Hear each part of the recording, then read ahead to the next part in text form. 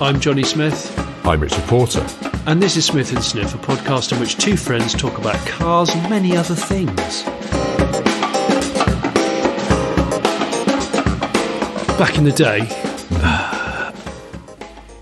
it made me realise that how many times is it acceptable to say back in the day, in a day? In a day? In a day. So, like, today's a new day. Yes. How many times is it acceptable to say back in the day, today? This is not a tongue twister. It wasn't supposed to be. Well, I suppose it depends. If you're with the same person all day, that could become profoundly annoying if you said it, I don't know, 100 times.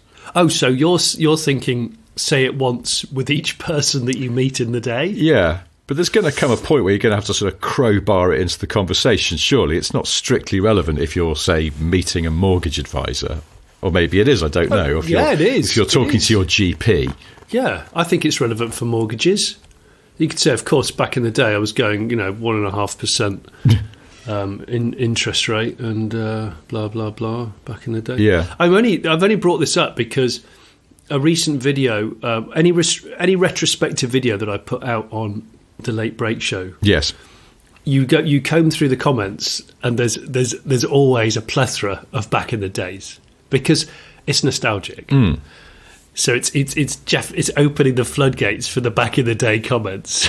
I don't know why, it always makes me giggle because my brother reckons that it has to follow when it's conversational. Mm. It has to follow like a big exhale. Ideally, yes. Yeah. Back in the so, day. Like, back in the day,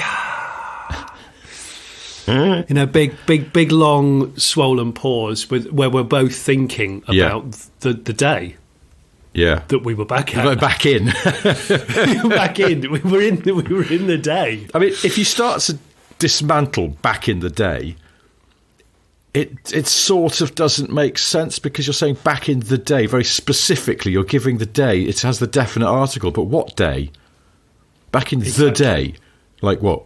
Wednesday, the 15th of July, 1989. That day. It's just it doesn't spare scrutiny, is what I'm saying. But is it also in the day, or is it on the day? Back on the day, because are you in a day? Back under the day. But you're under the day, within the day. It's just making it. Of course, back within the day. I remember vividly what happened. If you're slightly pretentious, you could go back dans le day. I don't know how to say it in French, but dans le jour. I don't know whether French people talk that much shite, whether it's a very peculiarly British thing. I've also found that people that say back, and this is not a criticism of people that say back in the day a lot, because it's actually quite a jolly. That's a jolly retrospective, isn't it? I suppose so. When people say back in the day a lot, definitely followed by and all that.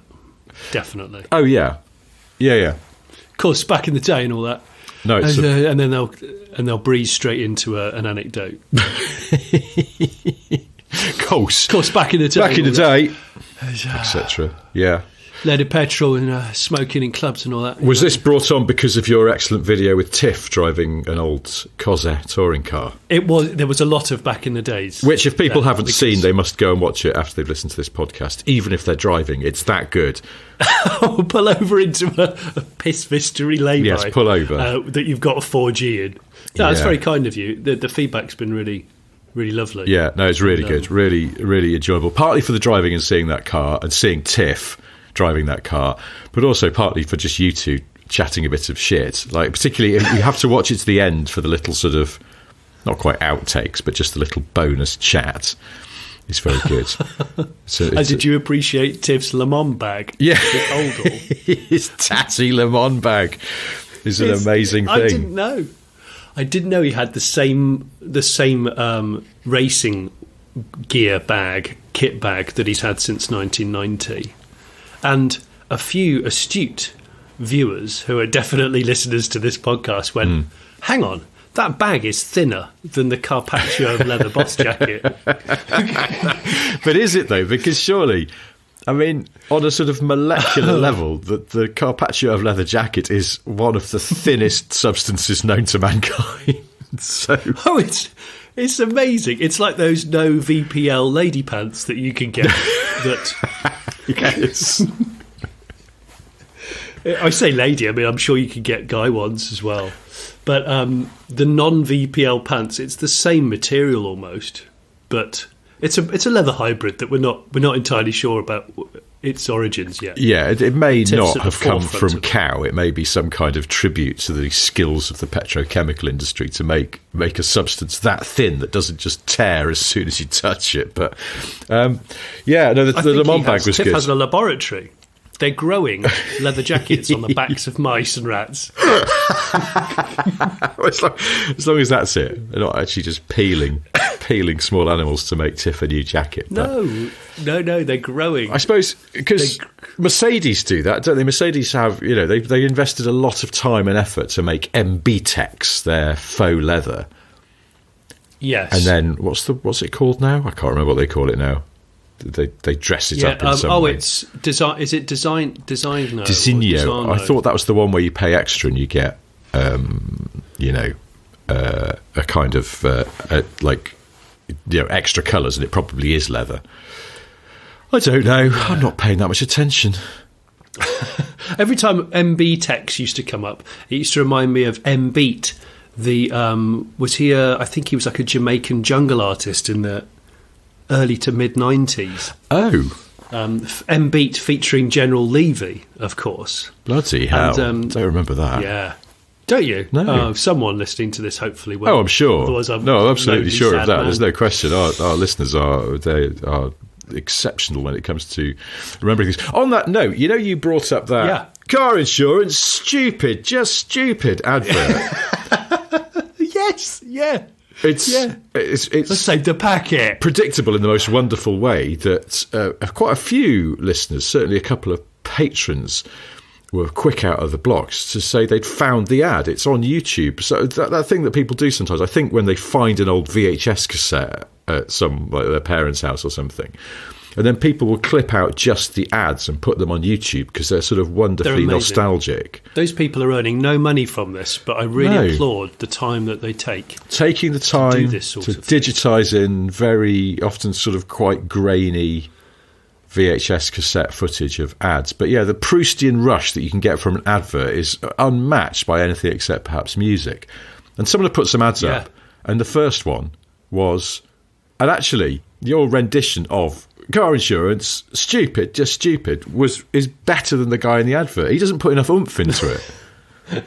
I just remember him being unnecessarily aggressive, but it was a long time ago. It is. You can see what he's aiming for, but it's just. I think because you put so much work or so much effort into doing it that his version just sounds a bit limp by comparison. I can't remember who it's for, so it sort of immediately isn't a brilliant advert because I can't remember which it's. Is it Direct Line? Well, it's Premium Search. Oh, see, well. Who I don't know if they are. I don't think they're an insurance company anymore, or they've probably renamed or been swallowed up by another company. But their tagline was Premium Search, problem solved, phone soon. And there was. Thanks to everyone that found this advert because it properly brought me back in the day. But there were like glass electric opening doors where the camera zoomed through and each door said Premium Search, problem solved, phone soon. Yes. And there was a man who looked like quite a demeaning detective inspector leaning over a call centre desk. I think he might have been pointing a finger.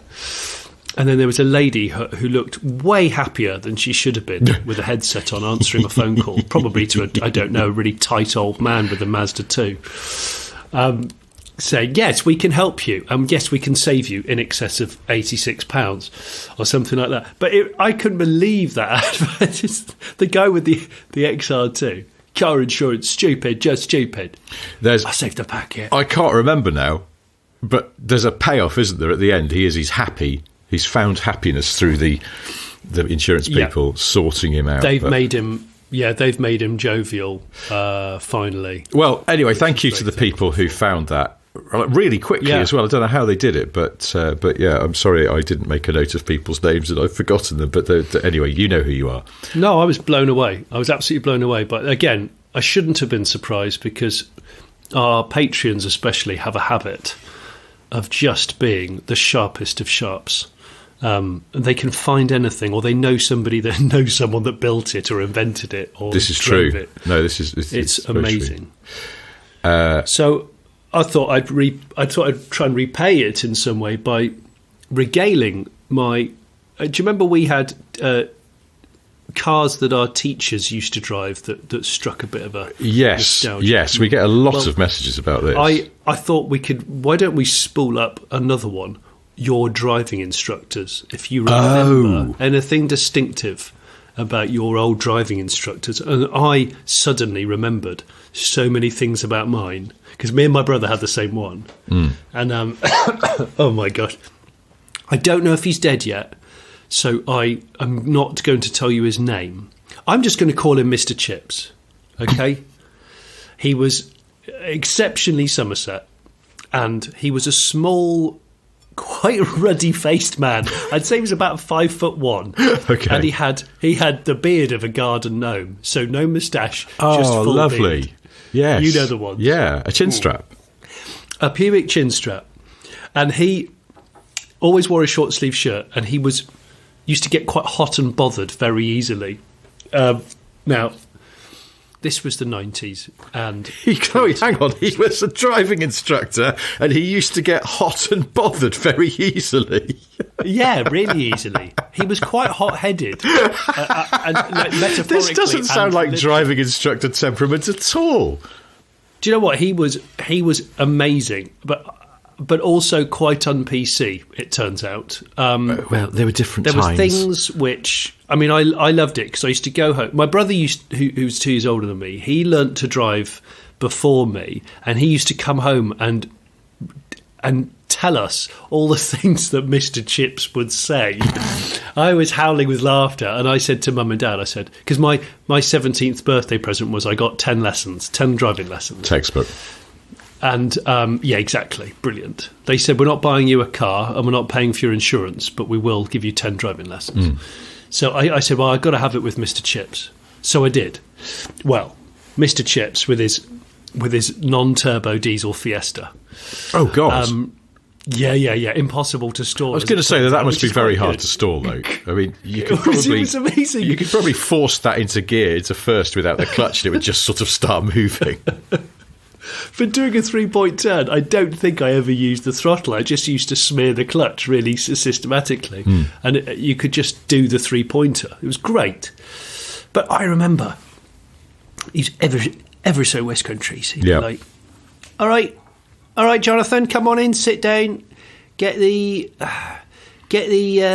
chair adjusted right, get the steering wheel where you want it. You want to be in control of the car. And then he'd always sigh after most sentences. And he used to prop, I remember this, because he's in the passenger seat, he used to prop his body half out of the seat and half against the door card so he could see you a little bit better without turning his head. Oh, okay, yeah. It was brilliant. Yeah. So he'd sort of side saddle ride in the car. Do you know who else used to do that? John Bentley. My old boss, he use a side saddle? The man who gave me my first job in television. And if you were driving John, he would sort of, over the course of the journey, I remember the first time he did this, and I remember, it's weird the things that stick in your brain. It was a Skoda Octavia press car, and I was driving us back from a meeting, and John was asking me lots of questions about, he wanted my opinion on something for some reason, and I noticed that as the conversation went on, he was pivoting to side saddle, so his back was sort of against the B pillar. That's it. And I found this fascinating, but it's almost like he was just sort of, he was treating it as if we were sitting in a pub or something. And, you want to face the person you're talking to, but the person you're talking to can't look at you because they're driving a car. So it's a bit of an odd dynamic. So anyway, sorry, side saddling. Interesting technique. Yeah, and he'd always sigh after every command. So we'd be going along. I'm going to try and do it. So we'd be driving along, and he'd go, okay, is a roundabout coming up? I want you to go straight ahead. Go. Okay, there's a turn in the road. I want you to go left. Okay. He didn't. He hadn't taken a huge deep breath before he started speaking every time, so it's just like the excess Almost air bleeding it off. It's like okay. Yeah, he was one of the take a right at the roundabout. Just the rest of the air coming out. I'd love it if he was like a secret free diver and he was just practicing breathing control. Before I taught driving, I used to dive for pearls. I remember being picked up once outside college. He used to come and pick us up outside college after a lecture. Like, he'd drive me home, or I'd drive him home, whatever. And one day, it was a very hot summer's day. I got in the car, no aircon, of course, because back in the day. Yeah. And got in there, and he went, "Hello, how are you doing?" He goes, "Bloody hell, I'm sweating bloody gravy here already. I'm so sorry." And then so was he portly? So he was portly. How did you possibly guess? I don't know, but just because also, apart from anything else, it's a job where you're sitting down all day, pretty much, isn't it? Like, even more so than working in an office or whatever, because you can't get up and go for a stroll round, really, unless you factor in that between appointments. No, so he was quite portly, but very friendly, but extremely intolerant, as it turns out, of other motorists. What's an excellent quality in a driving instructor? So we were, and I realised I had been tipped off about this from my brother Greg, who said, "Oh, you won't believe the things he said." So we were going along once, and somebody was sort of weaving in and out of their lane, and he went, he'd say bloody a lot, but he'd say bleddy, like BLEDDY, bleddy. Yeah. So he'd go, what's he doing over there? What's that? What's he doing? Bloody, what's the bloody, getting out of his bloody lane, coming in our lane, bloody weaving all over the place. Bloody hell's he doing? And then one time this lady was cycling in front of us, but she was in the middle of the road, going quite slowly. He'd go, bloody. You could hear him. He was starting to mutter under his breath. Bloody. Oh, bloody fucking bitch. He'd start effing. You'd hear the quiet Fs. And he'd go, why is she not over on the left? She should be over on the left. She's a cyclist. She should be over on the left. She's going to get bloody killed. She's going to get... He wound... And then he was like, right, that's it. And he wound the window down as he goes, proceed, please, proceed to me. And then looked... And then proceed. As I was driving around the lady, as I went round it, he went, what the bloody hell are you doing, you bloody whore? Oh, my God. Yes. On a driving lesson. On a driving lesson in front of an impressionable 17-year-old. And then she was so shocked she said nothing. And I think he even wound the window down even further. And as we passed, he turned around and went, "You're going to get bloody killed, you batch. You're going to get killed." Jesus. I know. There I am in this non-turbo diesel Fiesta with a big white dome on the top. Yeah, so you can't even make a fast getaway. No, it's got his name on it, of course. Like this, it's got his name on it. He's incredibly traceable.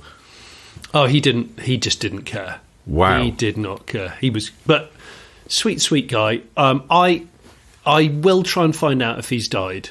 I should think, knowing the age he was then and the condition that he was in then. Yeah, I'd say it'd be a surprise if he's still alive 30 years later. But who knows? Who knows? Gosh. But there we go, Mr. Chips. My driving instructor, I'm very happy to name my driving instructor. I'm not actually sure if he's with us either, but he was called Terry Holden. Oh, Terry Holden. Terry's a good name for a driving instructor. Terry is a good driving instructor name. Terry was a very calm man. Oh. Okay. Terry had the right temperament, I would say, for being a driving instructor. He was incredibly calm, very, very mild gentleman. He looked a very little bit like Frank Boff. Really? And he, I think, used to sometimes rock a nice V-neck, but with a tie, a collar and tie underneath. Oh, formal driving instructor. Yeah. Oh, yeah. No, he was old school. I think he used to be in the army, and there was some vague rumour amongst the teenagers of my town that he'd been in the SAS, but I don't think that was actually true. Unless he was in there sort of extra miles. Town rumour. Yeah, no, it's brilliant, isn't it? Yeah, he killed a guy. Are you sure? Because he's now a driving instructor. No, Terry was great because he was exactly the right temperament for being a driving instructor, which is that he was absolutely unflustered by everything and just very, very calm, very gentle, softly spoken. He used to... Please tell me that against all odds, he had a Holden car that he'd imported Sadly, painstakingly no, from the other side of the world. Toyota Starlet. Oh, yeah, So, harlot. Absolutely textbook driving instructor car. But Yeah. now I think, because Terry Holden lived up the road from where I grew up, so he was one of our neighbours, and I think he must have done another job and then gone into driving instructing later in life. Because when I was very little and we moved into that house, I think that Terry Holden had a Fiat Mirafiori. Which suggested a certain enthusiasm for driving. Yeah. Maybe that's why he became a driving instructor. He wanted to pass it on. Maybe he was a high-ranking army officer, but because they tend to retire earlier, and he thought, yes. I'm going to do something with no risk at all. Yeah. I'm going to do something. I want to be home a little bit more to see my family. Yeah. That's maybe with his retirement, he bought a half-decent car, the Fiat Mirafiori, and then thought, I'm going to just start teaching people to drive. Why not? Yeah, but he definitely. I don't stuff. think he taught people in the Mirafiori. That was a car from another life, and then. By the time I learned to drive with him, he had the Starlet, which is just a textbook driving instructor car. But Terry was very mild-mannered, and wouldn't say anything. He certainly wouldn't swear or call a lady the names that your instructor called her. But then just before... he wouldn't shout, you bloody whore. Never raised his window. voice. Never. No, he was absolutely just so chilled. But just before my test... We went down to the test centre. I still can't believe what mine used to shout. I'm still quite taken aback by that. As a freaking driving instructor doing that, it's like, what example to set? But anyway, Terry, we went down to the test centre and he went, oh, good, you've got... I can't remember the name of the thing. I think it was...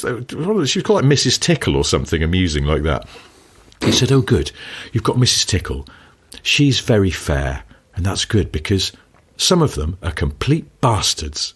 And I was so staggered that Terry had said bastards that I was slightly distracted from thinking about my driving test. Maybe it was a deliberate technique. He was that good that he thought, I'll take his mind off it by saying something that's mildly controversial. For me, the most even-tempered driving instructor you could possibly hope to meet. But yeah, that was it. I was one of my mates on the other side of town was taught by this guy. I can't remember his name, but he was a sort of slightly deranged Scotsman who was more the temperament of your instructor. And apparently one of his things was that if he'd see a police car, he'd go, oh, shit, it's the sheriff, for some reason or other that they could never figure out.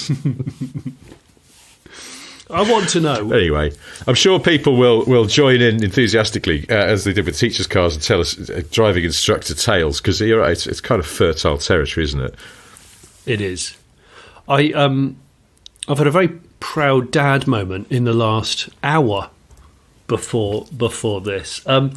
We've talked about Sade before on previous podcasts. A little. She's an incredible singer, musician, but also we think she's a secret Rotary Wankel enthusiast. And and according to last week's Pop Bitch newsletter, for people who get that, will have seen that she's also apparently a demon at pool.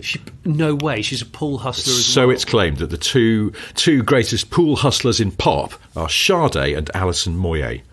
Really? Yeah, which is, I just think is fantastic. And a few people got in touch to point that out, but I subscribed to Pop Bitch. I'd already seen that. Made a mental note to mention it on the podcast. That's fantastic. It's great, isn't it? I so hope that's true. I hope it's true as well. Wow, one day, maybe, in a dream, you and I might be able to go doubles with Moyet and Sade. Oh, my God. Pool. But no, if they're hustlers, they'll absolutely wipe the floor with us. I mean, I was never a great pool player, and I haven't played pool for ages. No. I'm not match fit. No, neither am I, but I'm quite good at chatting. I'll just interview them mid-game while they're thrashing the hell out of us. And Moyet's putting away just pints of cider. You sidle over to the jukebox and stick on some early Yazoo, and Moyet, with a twinkle in her eye, would say, turn that shit off, and then give you a cheeky wink.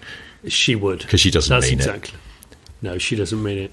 But my proud dad moment is my daughter is just started on Instagram, and I looked at her Instagram story at the moment, and she's just posted an Instagram story with a Sade song playing in the background, as in that she's chosen to put on the story. And I messaged her and went, great choice of song. How do you know about Sade? She goes, oh, I just stumbled across her on some other music on Instagram, and I've just started listening to her. Love how calming her voice is. I went, oh, yeah. I did also say to her, I think she's a classic car enthusiast as well, but I didn't get a reply after that. But, do you know, it's a great example, though, of something I was talking about with someone the other day, that I think younger generations, including your daughters, are much less snobbish about music, in that they will embrace music from the past without thinking twice about it, rather than going, ugh, I can't like that because my dad or mum might like it, in the way that probably we did. It's a much more fluid acceptance. Yeah, they'll just go, this is a good track. Yeah, I don't care where it's from. And I suppose that is the thing, Instagram and TikTok and stuff like that have helped to do that, because they put music out there and then young people just go, I like this, and then find out what it is and where it's from. So it's sort of... It's propagated all that, definitely. Yeah, no, it's good. I like it. I was listening to, my wife still listens to Radio 1 in the car because she's clinging to youth, and she had Radio 1 on. And I got in the car and was driving somewhere, and they played, and I can't remember who the band was. It might have been Coldplay, but they went, oh, here's a track they did for us live in session in 2003 or something like that. And I was thinking, I can't imagine the Radio 1 of our youth playing a session track from 23 years ago. No. Because if that was say it was 1992, even if it was a band that was still going, like the Stones or something, was still around in 92, but they wouldn't have gone, okay, here's a great track from 1969, it's the Rolling Stones. Just Radio 1 in 1992 wouldn't have done that, but now they do, and it's probably indicative of how young people are much more accepting of music. Just good music is good music. Yeah, I agree. But that's a good quite thing, a serious because point there from it. It means that they're more likely to kind of accept and engage with other historical artefacts and fashions. I mean, obviously clothing's always a big one, but hopefully that will translate to cars and motorbikes as well. So people will go, oh, I'm really enjoying 90s music at the moment. Let's enjoy some 90s cars. Let's look up what was big in the 90s. I hope that's definitely true. Actually, that Cavalier you saw probably proves that point a bit, doesn't it? Because clearly that was pressed into service for a prom car. I know, because young people thought it was cool. I have the vision of that car, of it not being on the road for a very long time, up until the week before the prom, and someone went, what's that old convertible in your dad's carport? He's like, he apparently used to drive it around in the 90s, but he hasn't driven it for ages. Go, why don't we get him to take us to the prom? It's white, it's a drop top. And then he's gone, oh shit, okay. 6 evenings working till the small hours trying to get master cylinders and wheel cylinders to work, and corroded brake pipes that he's cursing. I have this image of him doing that, or her doing that. It would be great. But do you think Sade's got a modern, this modern Mazda, this intriguing MX-30R EV thing? Mm. Do you reckon Sade's got that wankle plug-in hybrid? Do you reckon she'd go for that, or is it not sporty enough? I don't know. Yeah, maybe it's not low-slung enough. I feel like Sade is a low-slung driver. She very much is. And actually, I only wrote one thing down before this podcast, and what I wrote down was, where have all the Celica ladies gone? Oh. Which is We've talked about them before, haven't we? We have, but I made me wonder, what are they driving now? Like, that's a good question. There was a Celica lady in every town and village. I suppose they could still get have into like well, still have the Celica, yeah. C-class Merc coupes and what are they called now, CLEs. That would do it. It depends. Yeah. Are we talking the Celica ladies of our youth, who was typically someone's mum who you had strange feelings about that you couldn't quite explain when you were 13? Yes, there's a lot of that. Used to be cabin crew. Yeah, lots of perfume, really well-maintained hair, and a kept general a body air in of check. Yeah, yes, there may have been some church hall aerobics going on. There's definitely that. There's definitely aerobics. It generally had a sort of air of glamour about her. Yeah, almost like could have been a cousin of Olivia Newton-John. Oh, yes. But definitely. because Olivia Newton-John, in my head, she'd be like the pin-up girl for Salika ladies. But also could have effortlessly been on the sofa on Good Morning Britain. Yeah. As a presenter, just had, a strong, tidy 80s look. And the Salika to take her home. Because that's it. Like a normal car, like a non-coupe car, just wouldn't have been somehow as glam. No. But also, the Salika was a tactical choice because it wasn't just sporty, it was effortless to look after. Yes. 365-day sports car, doesn't have to be garaged, can put up with it. It does, if the oil runs low because I've forgotten to look after it, it's fine. It's a Salika. It'll take of course, it. In times past, before the Salika of the 80s became the quintessential Salika lady car, she might have been a stag lady. Oh, lady stag. Lady stag. That's a deer, isn't it? But anyway, headscarf, very thin cigarette of some kind. She could have been, couldn't she? Elegance personified. Yeah. Yeah, it's true, isn't it? There's definitely a look, and I'm sure it's not exclusive to your memories and my memories, but I do want to know where the Salika ladies have gone. I actually miss Salikas greatly. Well, I'm afraid the world has changed, hasn't it? You don't have to do aerobics in a church hall anymore. You can just go to a gym, and plenty of people do, to stay in shape. She could and I don't know. Peloton. She could be Salika Peloton lady. Yeah, but what's replaced the Salika for? I mean, again, it depends. The other thing about Salika is that you could have children and squeeze them into the back. Exactly. So you could do the school run, but you still look like ex-cabin crew, well kept, lots of fun-loving, yes. golden smile, mint hair. Yeah, a lot of wine at parties on offer. Lot of, and spritzers if you're driving. Yeah. Yeah. Yeah. It's just reminded me, just round the corner from where I grew up, there was not a Salika lady, although I seem to remember she was quite glam. But Salika lady. And unusually and this would have been late 80s, there was a JDM loyalist household. Well, not JDM, because there were cars that you could buy in the UK, but it was like a Japanese car loyalist household, which was a slightly unusual thing at the time. Yeah. The dad, Jeff, had a Supra. Oh, wow.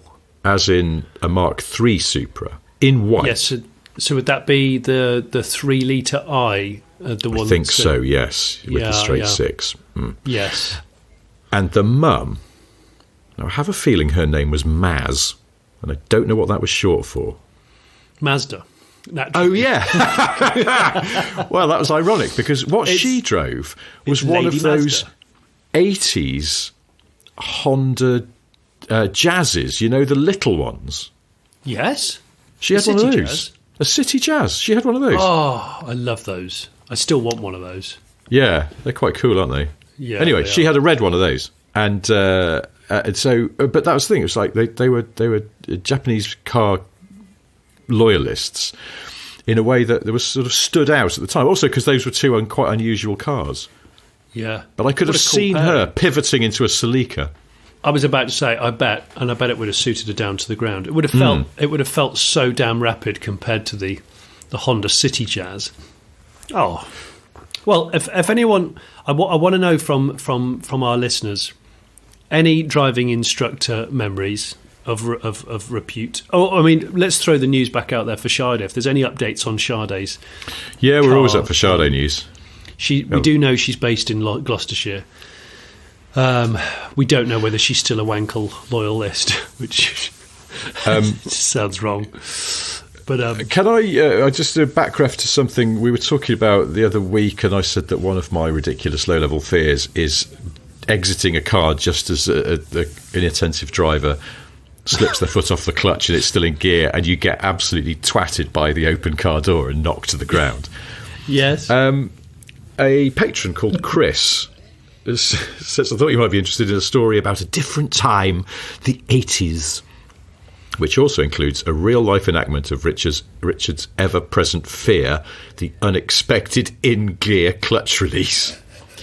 Chris says, while attending a B-grade private school in East Yorkshire in the late 80s, I was obliged to take part in either something called the Combined Cadet Force or the school band. Not wishing to march around playing soldiers, I was hoping to get involved in the REME. Would you say it as REME or REME? REME, I'd say REME, but... Would you? Okay, REME. Yeah. But I'm not an authority on this stuff. No, anyway. Well, he was hoping to get involved in REME, where we would bug around with MOT failure cars instead, only to be disappointed to hear that this was being cancelled as the teacher was no longer able to do it. Undeterred, my mate Phil persuaded the school that it would be okay for two 15-year-old boys with no driving licences or mechanical experience to just have a go on our own. What could go wrong? Fast forward 6 months and our intrepid Jew, however, got permission to sign for fuel on the school bill. Oh my, I mean, this is amazing in itself. In fact, Chris puts in brackets, it was a different time, etc. And they are now racing around every Thursday and most weekends in the only vehicle we could get going, a 1951 Austin K9 four-wheel drive army truck with no exhaust system. Oh, this is extraordinary. A 50s truck. 50s truck. Unfortunately, the truck had one Achilles heel, a slowly leaking front tyre. The truck was equipped with a pump, but it was slow and we were impatient. So one Sunday, with probably about 10 psi in the front right, I was hooning around a corner in the dirt when disaster struck. The rim dug in, and almost instantly the truck started to go over.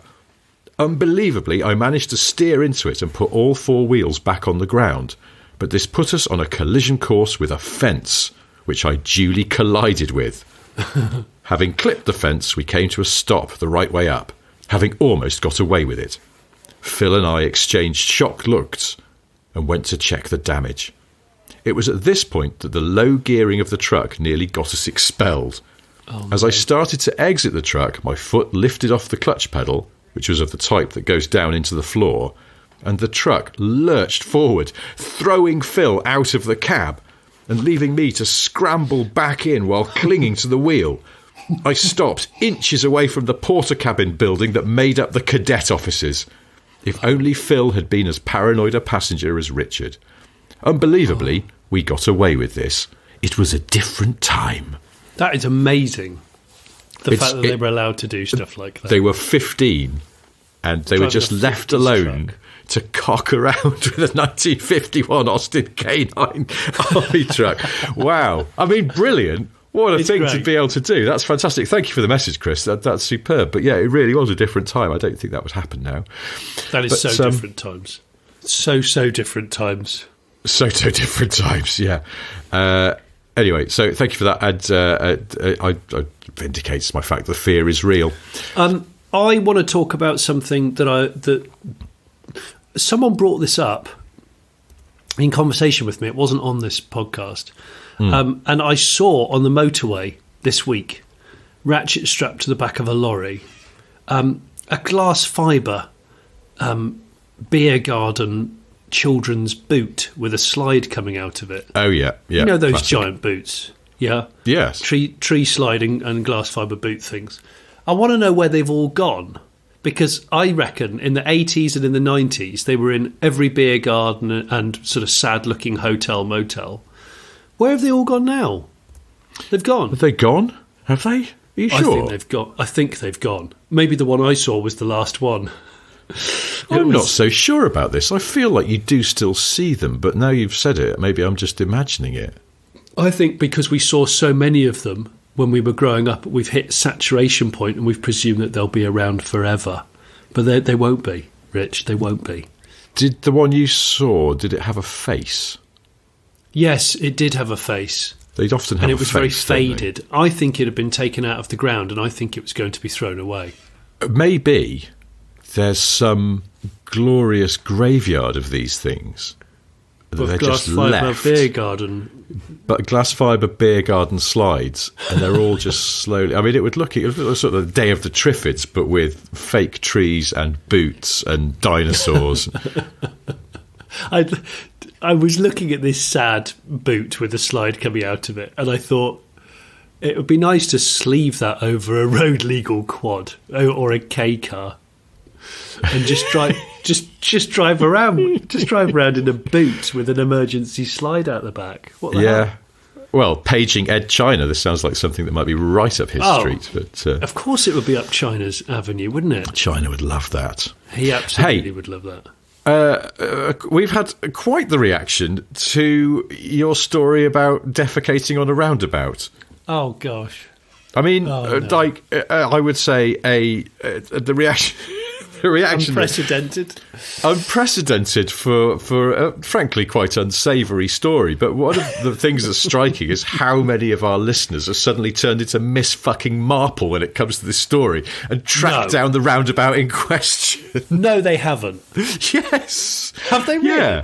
Yeah. I promise you that they're... I mean, I should have prepared this, but of course I haven't because I'm absolutely unprofessional. For example, well, also people complaining about when you said that you shuddered out a Karamak, it caused a lot of people to laugh and in some cases almost lose control of a car. Matthew Jones is one of the listeners who says, Johnny, you absolute stroker. I was listening to this week's podcast while on my commute home from work, and I'm now acutely aware that every day I'll be driving past your effluence in that oh-so-woody roundabout at the bottom of the M50. No way. He's figured that out. Matthew Jones. You drive past it every day. Look at the size of it. We could have, we could build a full clubhouse in there with an actual toilet, and nobody would know. We could all live in there in a commune, and nobody would know. It was huge, massive.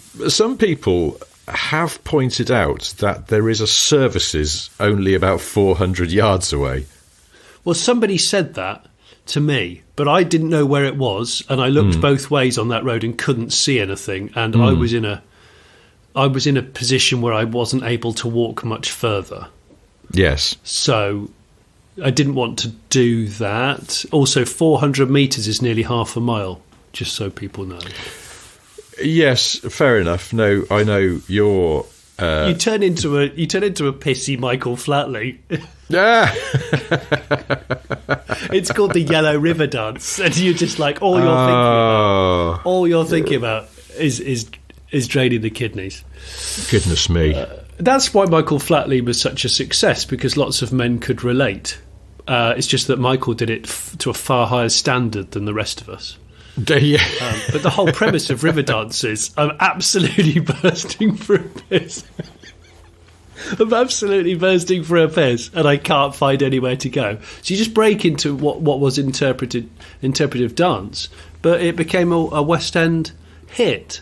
Yeah. It just doesn't like to talk about the fact that the basis of all of that is just busting for a waz, possibly at a roadside where there's no gateway. Yeah. Well. Anyway, now the alfresco woodland incident, but needs must. Anyway, we move on. We grow from it, for sure. We push and so yes. on. We do. I was. I just as a brief aside, because I forgot to mention it a couple of weeks ago, that I borrowed an old shape Hyundai Santa Fe FEV. Nice. And what's funny is, after driving EVs a lot, how I sort of once thought the FEV was a good compromise, but it felt terribly clunky next to, because you can run on electric power and you go, nice, smooth, torquey, and then you hear the engine, albeit quite quietly, kick in. Yeah. And you sort of go, why is it doing that? And then it just feels, where previously I was sort of going, what a good compromise that would be. I sort of go, well, this is neither here nor there, is it? Which I found weird, but that's just getting used to driving EVs or just driving something with a petrol engine. And then you just go, well, I know where I am with this. This just runs on burning fuel. But it's weird because the rest of the Santa Fe, this is the old shape model. it seems weird to think that it's defunct because it didn't feel like an old car. In all other respects, it felt pretty on the money or thereabouts. The Santa Fe Fev. I also drove the Kia EV9 last week. I borrowed one of those. What did you think of that? Because I mean, it's a large car, obviously mostly not for our market, but I think it's a good car. It is good. It's, as with a lot of new cars now, it's very bingy. I think Kia needs to have a big meeting where they review all the binginess of their cars because it's a bit much. And I remember TV's/YouTube's Rory Reid, who we know, I talked to him before I bought my 24 Tesla because he's got one. And he said, be warned, it bings and bongs like crazy. It's infuriating. And I thought, okay, duly noted. And there is actually a mode.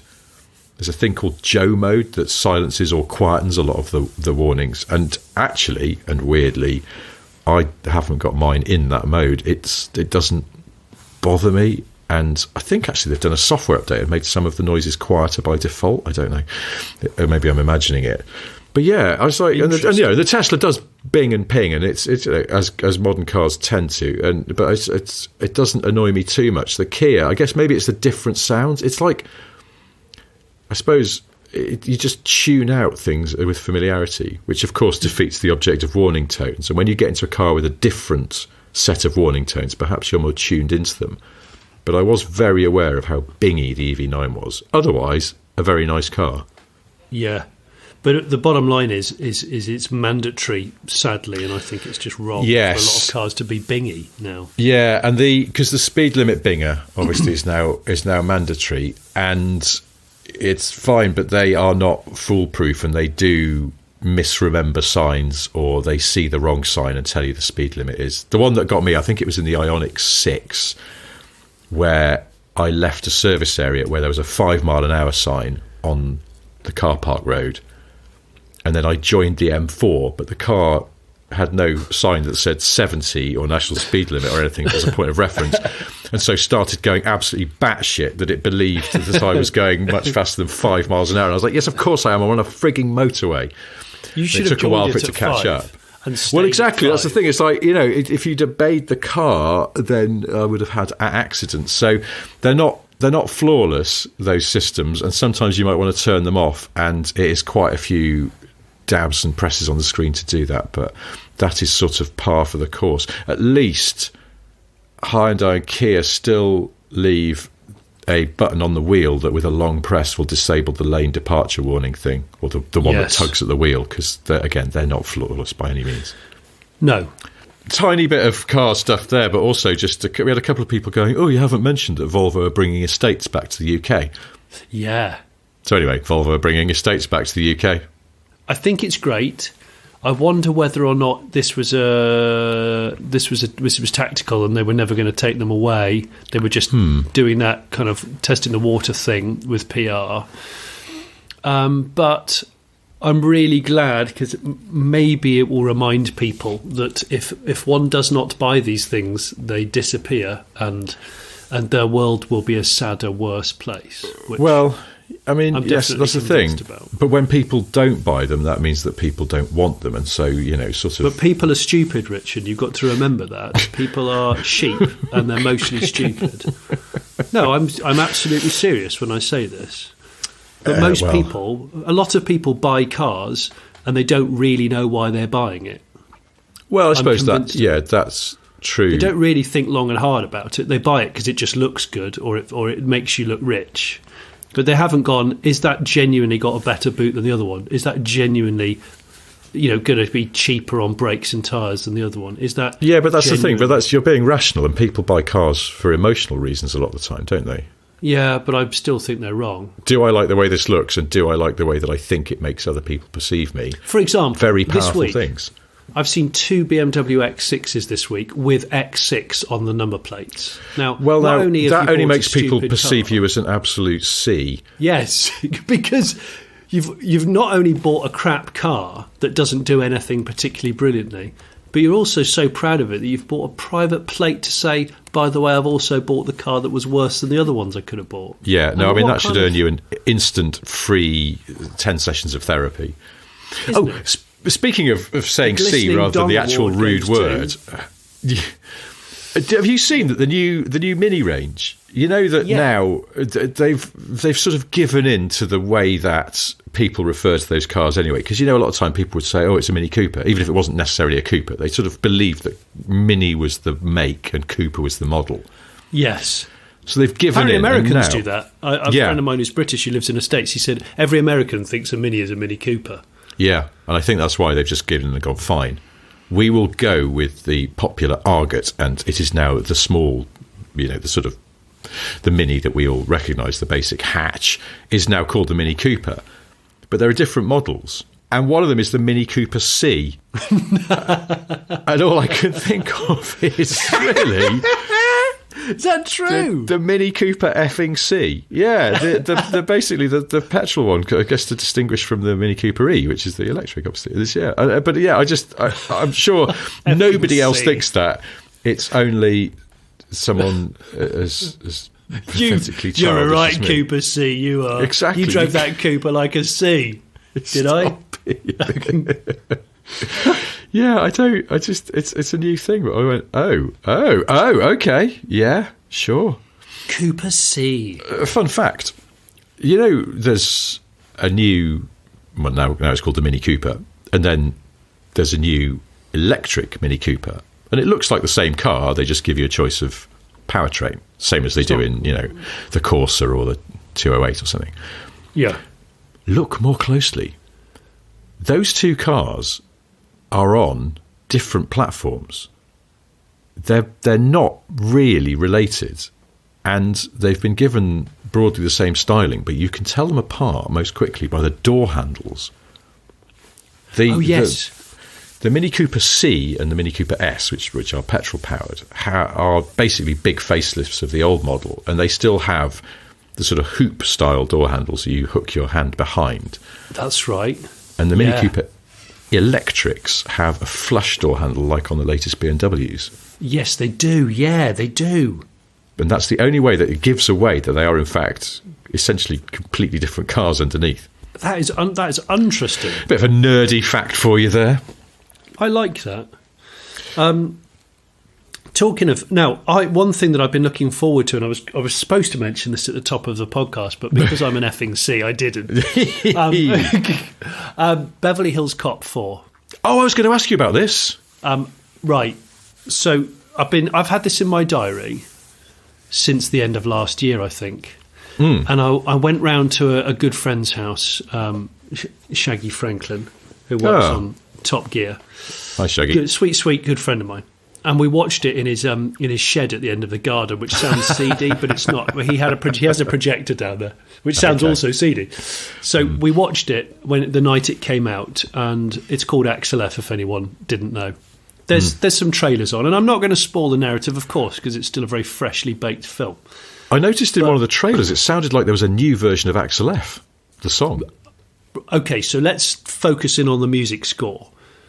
If you, like me, are very, very particular, and the Beverly Hills Cop 1 and 2 are quite sacred films, I don't think you're going to be disappointed, because they really make sure it stays completely true to those, to the point where the music score is almost the same. Like the songs, it uses some of the actual songs from the original soundtrack, but it also rebakes and tweaks some of the Harold Faltermeyer stuff. It's brilliant. Also, and this is not a spoiler because it's in the trailer. He's driving in the opening sequence the Chevy Nova that he has in the original, the battered Chevy Nova, the blue one, baby blue one. But it looks like it's been restored, and he's driving that around Detroit. And I have to say, it's so lovely to know that Eddie Murphy can be funny again, because he hasn't been funny in a long time. Yeah, and I think he's got his. And I'm saying this as someone who, like, I'm not saying I'm funny, but I'm just saying he was so good in Cop 1 and 2, and 48 Hours and a few other good films, but Cop 1 and 2. I'm actually staring at an original Beverly Hills Cop movie poster in my lounge. I have an original one. I've had it for years. It says in the tagline, he sat on the bonnet of a Mercedes SL, if you remember, a red SL. I do, very much. With a polished gun and Adidas 3-stripe trainers. And it says at the top, Eddie Murphy, Hollywood's hottest property, is back in the record-shattering comedy sensation Beverly Hills Cop. I've just remembered something. My wife is out tonight. I'm going to watch the shit out of that film this evening. Not that she wouldn't want to watch it. I think she probably would, but tough titties because she's gone to Wimbledon to watch the tennis. So I'm going to watch Beverly Hills Cop, the reboot, on my own. Well, I like tennis and I like Cop, so I would say you watch it. Maybe we can chat more about it next week. But it's so good to have the original cast back in it. Taggart's back in it. Rosewood's back in it. There's even a cameo of Serge, who was probably the greatest part of the original Beverly Hills Cop. Well, maybe we'll pick this up again next week and in Movie Corner. I think next week I need to go to Book Corner. I've got something else to talk about, but we'll come on to that. For now, we should probably ease this one down to an emergency stop, instructed by a small gnomic man with a bad temper. Do you want me to do that? I can do it if you want me to do it. No, don't. I'm still reeling from a driving instructor saying things. Anyway, never mind. So, before we end, I've got 3 things to tell you. There, one. Johnny has a solo YouTube channel. It's called The Lane Babes Show, in which he interviews attractive women who live on narrow country roads. If that's not to your taste, then, because it's frankly a bit 90s. Bridal Way Babes. Yeah, exactly. If that's not your taste, there's always the Late Break Show. Lots of excellent videos on there. We've talked about the Tiff in a touring car one, but what else have you got coming up? Well, it's perhaps tactical and apt that I brought up Celica Ladies, because this weekend we have a Barn Find episode, and it is an absolutely gorgeous time capsule of a Toyota Celica, which I have to say cleaned up very nicely indeed. So please watch that, and I should add also, we never say please rate this podcast. We're supposed to tell listeners to do stuff like that, but because you and I are shit rich, we don't do it. Well, it's sort of in the song at the end, and I admit it's not entirely clear as a message. Yeah, okay, so do whatever the song says, please, listeners. Yeah. But we'd love you to rate us. And thanks for your continued support and almost cult-like status, where people sometimes come up to me and whisper certain key words to me. And we're going to be at Goodwood. Yes, we are. We'll be there week. Thursday and Friday. We'll be filming stuff for the Goodwood YouTube channel, and then I don't know, we might be there a bit of Saturday. It depends if we might be all worn out by then. But yeah, definitely Thursday and Friday we'll be around. So hopefully we'll see. Come and see us. We might have some stickers in our back pocket. Yeah, we'll be packing stickers unless we've forgotten them again. So do feel free to sidle over and ask for a sticker. That's the side of a professional. Come and get your free stickers, unless we've remembered them again. Yeah. McDonald's don't do that. I go, yay, we're giving away little models of Murana. Oh, no, we've forgotten them. Sorry. We are a pair of flutes. Second thing I've got to tell you is I have various books out. Boring Car Trivia 4 is one of them. Go and buy that from Amazon as an ebook or a paperback. Or I think we've still got some copies in our merch shop, but I'm not entirely sure about that. Again, professionalism to the core. The third thing I have to tell you is if you started writing out numbers, starting at 1, in words, you'd start to get through the vowels pretty quickly. 1's got O and E in it, 2 uses O, 3's E's, and then 5 and 6, you got your I. So you're starting to use up all your vowels. Except A. You wouldn't need an A to write out 1 to 100 in words. The first A you'd need would be for 101. Oh. There are no vowels in any numbers from 1 to 100. No, sorry, there are no A's in any number from 1 to 100. Gosh, I don't know how you sleep at night. I just don't. Well, I just tell myself facts like that and I drop off instantly. I just don't know. All right then. Thanks for listening. Goodbye. Turn to the end of the road, please. Turn left. Cheers, mate. Thanks, mate. Bye. So you've enjoyed this podcast, but you've had a thought. Is there a way here today that you could show support? Well, you could join our Patreon. What wonders that it brings. Early shows and extra notes on that side of things. You could buy our merchandise. We've mugs and hats, but still no ties. One day we will make those pies, but in the meantime, guys, hey guys, like and subscribe, and maybe leave a nice review. Like and subscribe, we know you know just what to do. Like and subscribe, we don't want to take the piss. Like and subscribe, but we were told to ask for this. Like and subscribe. Like and subscribe. Like and subscribe. Like and subscribe.